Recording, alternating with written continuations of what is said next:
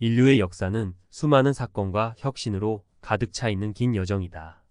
초기 인류는 불을 사용하기 시작하며 생존 기술을 개선했다. 농업혁명은 고정된 정착지를 만들고 문명을 탄생시켰다. 고대 이집트와 메소포타미아에서 지식과 기술은 비약적으로 발전했다.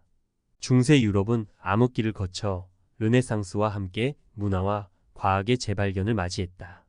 산업혁명은 인류를 기계화된 현대 사회로 이끌었고, 정보혁명은 지금의 디지털 시대를 열었다. 이러한 연속적인 발전은 인류가 환경을 이해하고 개척하는 능력을 증명하며 앞으로도 계속해서 역사를 새롭게 써내려갈 것이다. 동물들은 생존을 위해 아군과 적군을 구분할 수 있어야 합니다. 우리와 그들을 구분할 줄 알아야죠. 나와 비슷하게 생기고 내 바로 주위에 있는 집단은 우리였으며 그 외 다른 것들은 그들이었습니다. 신화를 바탕으로 사람들은 하나의 부족, 국가를 만들면서 협력했습니다. 하지만 골짜기를 하나 넘어간 다른 부족은 같은 편이 아니었습니다. 다른 신화를 가지고 있는 그들은 낯설고 위협적인 야만인처럼 보였습니다. 그러나 다음 세 가지 상상의 질서로 인해 이제 우리는 강 너머에 있든 다른 국가에 있든 사람들을 우리라고 여기게 됩니다. 그 상상의 질서가 무엇일까요? 돈, 제국, 종교입니다. 돈의 힘은 강력합니다. 서로의 신앙에 동의할 수 없는 사람들이 돈을 믿습니다. 돈 덕분에 서로 알지도 못하고 심지어 신뢰하지 않는 사람들이 더 효율적으로 협력할 수 있게 됩니다. 돈은 사람들이 가장 쉽게 믿는 상상의 질서입니다. 수요와 공급의 원리를 통해 한 국가에서 사용되는 화폐가 주변의 다른 국가에서도 가치를 인정받게 됩니다. 그렇게 전 세계 사람들이 믿는 가상의 질서인 화폐가 생기게 됩니다. 과거의 화폐가 금이었다면 지금은 미국의 달러입니다. 미국이 자신의 화폐를 믿어도 된다고 말하고 달러를 위조하는 순간 엄청난 형벌이 내려지기에 사람들이 달러를 믿는 것입니다. 사실 종이 조각에 불과하지만요. 두 번째는 제국입니다. 정복욕은 끝이 없죠.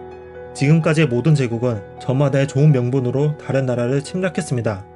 어떤 신을 믿게 하기 위해 혹은 좋은 문화와 문명을 전파하기 위해 라는 명분이죠. 제국은 전복한 국가들의 언어, 법, 화폐를 표준화시켰습니다. 그것이 관리하기 쉬우니까요.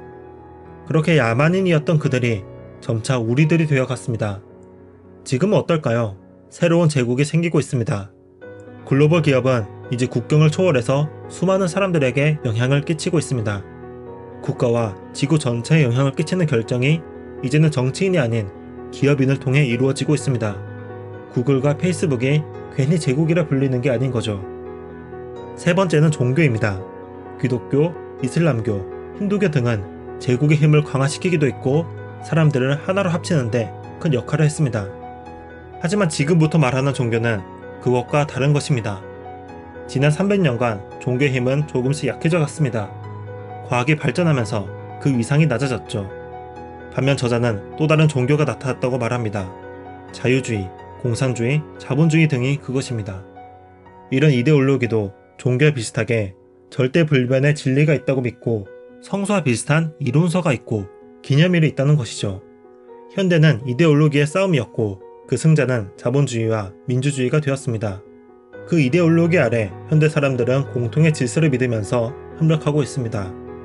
이렇게 돈, 제국, 종교 세 가지 상상의 질서를 통해서 인류가 통합화되었습니다.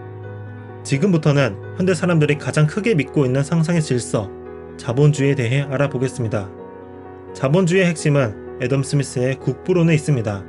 요약하면 다음과 같습니다. 자본가가 수익을 내면 그 돈으로 직원을 더 고용해서 이윤을 늘린다. 이윤이 많아질수록 자본가는 더 많은 직원을 고용할 수 있다. 따라서 민간 기업인의 수익 증대는 공동체와 부의 번영을 늘리는 기초가 된다. 파이는 점점 커지고 모두 풍족하게 살 수 있다. 개인적인 수익을 늘리려는 이기적인 인간의 욕구가 공동체 부의 기반이라는 믿음이죠. 자본주의는 지금까지 꽤 성공적이었습니다.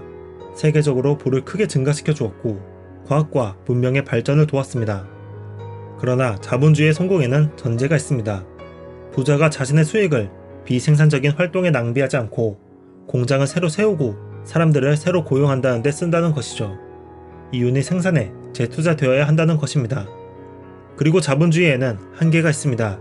시장은 그 자체만으로 사기, 도둑질, 폭력으로부터 스스로를 보호할 수 없다고 저자는 말합니다. 속임수를 제재하고 신뢰를 보장하는 것이 정치체제가 할 일이죠. 자, 그러면 정치가가 돈에 의해 움직이면 어떻게 될까요? 그리고 자본가가 고용인들의 월급을 깎고 근로시간을 늘리면서 자신의 배만 채우면 어떻게 될까요? 자본가, 은행가, 비리를 저지른 정치인만 더욱 부유해지고 수백만 명의 노동자들은 비참하고 가난한 삶을 맞게 됩니다. 자본주의가 실패하는 것이죠. 역사의 철칙이 있습니다. 모든 상상의 질서는 스스로가 허구에 근원을 두고 있다는 점을 부인하고 지금의 믿음이 자연적이고 필연적인 거라 주장한다는 것이죠. 노예는 복종하는 본성이 있다고 주장하거나 인종 간 생물학적 차이가 있다고 주장하거나 부자와 빈자가 능력과 노력의 차이라고 주장하는 것이죠. 그러나 그런 주장은 차별의 악순환을 이해하지 못하는 것입니다. 부당한 차별은 시간이 흐르면서 개선되는 것이 아니라 더욱 심해지기 쉽습니다. 돈은 돈 있는 자에게 들어오고 가난은 가난뱅이를 방문하는 법입니다. 교육은 교육받은 자에게, 무지는 무지한 자에게 돌아가게 마련이죠. 왜일까요? 지금의 백인과 흑인의 차별을 살펴보죠. 많은 사람들이 흑인의 범죄율이 높다고 비난합니다. 그러면서 차별이 정당하다고 말하죠. 범죄율이 높은 근본적인 원인이 무엇일까요? 흑인이 가난하기 때문입니다. 왜 가난할까요? 차별 때문입니다. 즉 인종차별주의자는 결과를 원인으로 믿고 있는 것이죠. 부자와 빈자도 마찬가지입니다. 빈자가 가난한 이유는 초기에 돈이 없었기 때문입니다. 자본주의에서는 자본이 있어야 이윤이 생기니까요.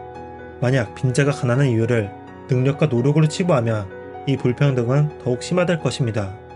저자는 역사를 공부해야 하는 이유를 또다시 설명합니다. 실제로 사람들의 차이가 생물학적인 것이라면 인간 사회를 이해하려면 생물학만 배우면 됩니다. 그러나 인간 각각의 생물학적 차이는 사실상 무시할 만한 수준입니다.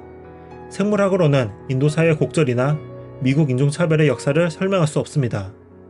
우리가 만들어낸 좋다고 생각한 그 상상의 질서가 잔인한 사회 구조로 되어버린 지금의 현실을 알기 위해서는 역사를 알아야 합니다. 어떤 사건들, 조건들, 관련 관계들을 연구해야만 지금의 현상을 이해할 수 있다는 것이죠. 그래서 책의 끝부분은 무섭기까지 합니다.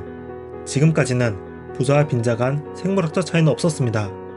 그러나 과학기술의 발달로 앞으로는 유전자를 조작할 수 있고 머리에 칩을 심을 수도 있습니다. 더 큰 힘을 가질 수도 있고 더 똑똑해질 수 있습니다. 앞으로는 돈에 따라 사람의 생물학적, 지능적 능력이 달라질 것입니다. 그리고 수명마저 극단적으로 부에 따라 달라질 것입니다. 그런 미래에 대처하기 위해서는 정치를 어떻게 바꿔야 할까요? 부의 분배는 어떻게 이루어져야 할까요? 기업은 사회적 책임을 어떻게 맡아야 할까요?